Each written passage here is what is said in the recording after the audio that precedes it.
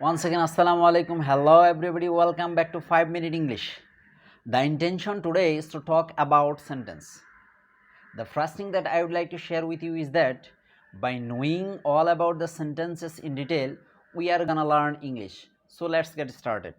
What is a sentence? Bakko ki. So, what is the definition of a sentence? A sentence must have a subject and a predicate. A sentence is a word or group of words that must express a complete idea. Sentence বলতে আমরা বুঝি যে পদ বা পদ সমষ্টি দ্বারা বক্তার মনোভাব সম্পূর্ণরূপে প্রকাশ পায়। What is an example of a sentence? বাক্যের উদাহরণ কি? যেমন আই হ্যাভ এ পেন, এটা একটা বাক্য because there is a subject and also there is a finite verb.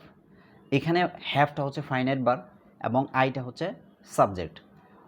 In the same manner, if I give another example, for example, I read a book, এটা হচ্ছে একটা বাক্য because এখানে একটা subject আছে এবং এখানে একটা ফাইনাইট ভার্ব আছে।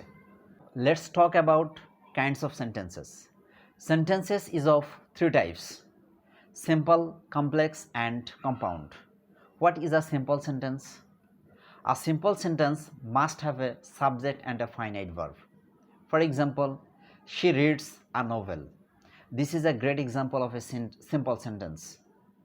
Now let's talk about complex sentence. A complex sentence is a kind of sentence that must have an independent clause with one or more subordinate clause. For example, I read a book that is very interesting. এখানে সাধারণত আমি একটা বই পড়ি যেটা হয় খুবই মজাদার। এখানে সাধারণত একটা ইন্ডিপেন্ডেন্ট ক্লজ আছে আর একটা সাবঅর্ডিনেট ক্লজ আছে। যেমন আই রিড আ বুক, এটা হচ্ছে একটা independent clause. That is very interesting, এটা হচ্ছে সাবঅর্ডিনেট ক্লজ। সুতরাং এই কমপ্লেক্স সেন্টেন্স চেনার কতগুলো উপায় রয়েছে, আমরা সেগুলো জেনে নেব। যদি বাক্যের মধ্যে though, even though, if, as if, when, as, since, because এই শব্দগুলো আমরা সাধারণত পাই, এগুলোকে কনজাংশন বলে। এই চিহ্নগুলো যদি আমরা বাক্যের মধ্যে পেয়ে থাকি, আমরা অনায়াসে বলতে পারি এগুলো হচ্ছে complex sentence. I am just going to give you a quick example of a complex sentence. Though he is poor, he is honest, এটা একটা কমপ্লেক্স সেন্টেন্স বিকজ এখানে সাধারণত দো এর ব্যবহার রয়েছে। সুতরাং অনায়াসে এটা একটা কমপ্লেক্স সেন্টেন্স।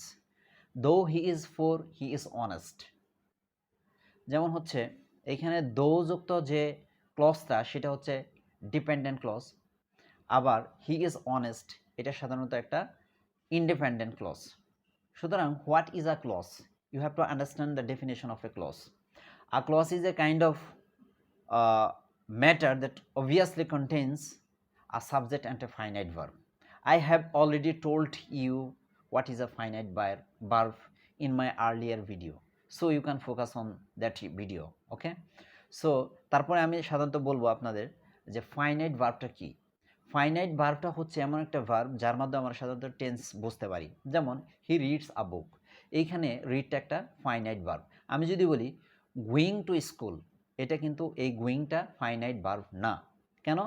এটা হচ্ছে এটা দ্বারা আমরা টেন্স বুঝতে পারি না। সুতরাং it's a kind of phrase. সুতরাং we have so far understood the definition of a clause. Finally I am just going to talk about compound sentence, মানে হচ্ছে যৌগিক বাক্য। যৌগিক বাক্য কি? এটা হচ্ছে মিনিমাম দুইটা ইন্ডিপেন্ডেন্ট ক্লজ লাগবে, সেটা সাধারণত যৌগিক বাক্য।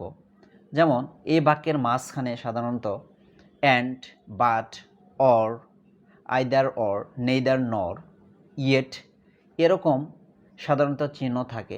এগুলো সাধারণত এগুলোর মধ্যে ব্যবহার করা হয়।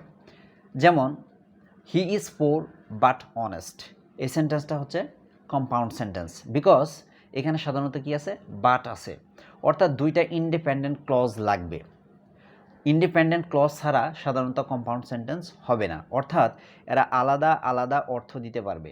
যেমন he is poor but he is honest, আমি যদি বলি সে হয় গরিব কিন্তু সে হয় সৎ, দুইটা আলাদা আলাদা ইন্ডিপেন্ডেন্টভাবে, অর্থাৎ কমপ্লিট ইন ইটসেলফ। সুতরাং এইটা একটা compound sentence. I'm just going to give you another example. He is a teacher and a writer. সুতরাং এটাও একটা compound sentence. So this is all about simple, complex and compound sentence. So it's pretty moment for me to have with you all. Thanks for watching me. Thank you very much. Assalamu alaikum.